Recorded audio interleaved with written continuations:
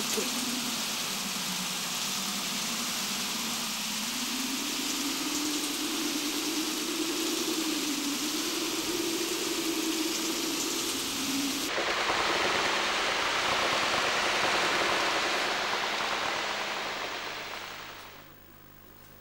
Na kweli mwezi ule ule dadangu akashika mimba, wakazaa mtoto wa kike.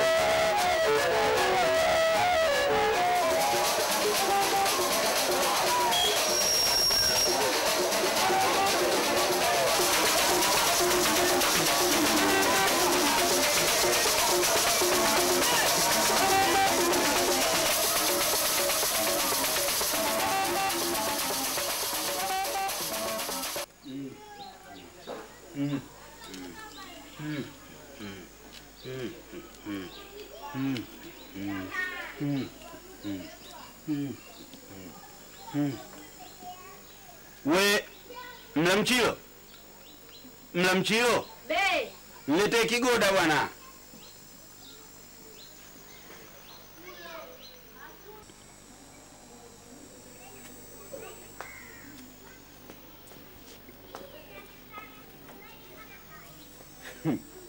Kijukuu cha Kolelo hicho.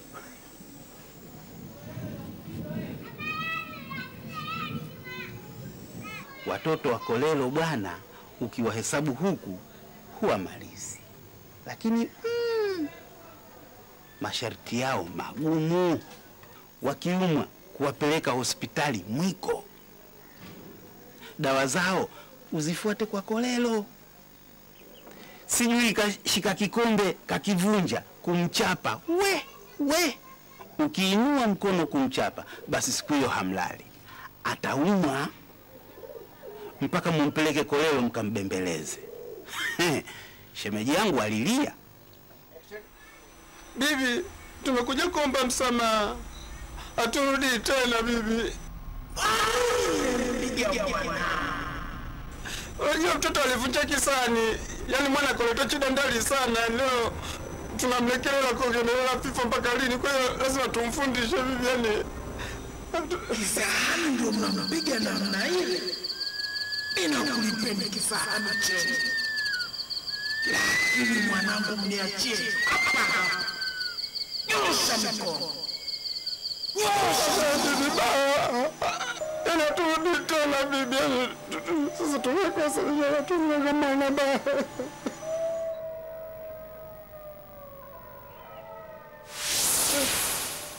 Nimewahurumia sana. Msisubie kupiga. Dawa hiyo mkaiweke. Mungute mwili. Ngoja bibi, ngoja bibi. Tushukuru sana bibi. Ngoja.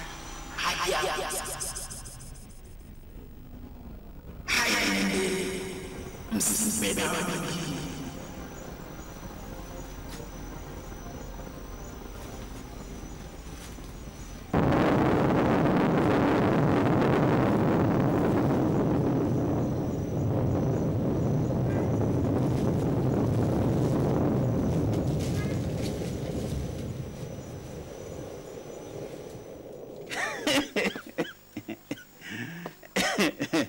Hawakumgusa tena mpaka alipovunja ungo. We Mlamchilo, Mlamchilo, unasemaje babu? toka nje basi mwenzangu. We mume huna, unajificha ndani. Utaolewa kweli wewe? Niolewa na ngapi? Mume wangu si wewe. Aka. Na uzee wote huu. Hebu niletee chupa yangu ya tumbaku, iko hapo uchagoni.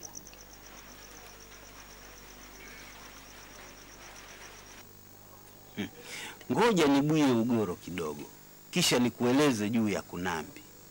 Huyo alikuwa mganga kweli kweli, na uganga wenyewe kapewa na huyo mwenyewe Kolelo. Mbona tumbaku lenyewe limeisha ba? Ndio hivyo tena, na wewe kuolewa hutaki. Huyo wa kununulia tumbaku atakuwa naye. Aka, mimi sio wewe na mwingine bwana, mume wangu wewe. Haya bibi.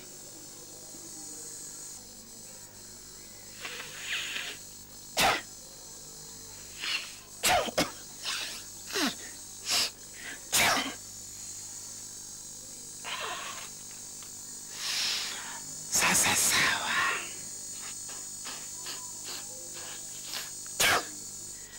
Haya. Kunambi huyu kapewa uganga na Kolelo ili asaidie watu. Na katusaidia kweli. Siku zake zilipoisha akafa. Lakini kabla ya kufa akarudisha uganga kwa mwenyewe Kolelo. Baada ya mazishi, Kolelo akamuotesha komwe mtoto wa Kunambi. Akamwambia, baba yako hayupo tena, nataka nikukabidhi uganga usaidie watu. Komwe akakataa, lakini Kolelo ni mzimu mkubwa. Akamtumia mjumbe maalum ili ampeleke mlimani.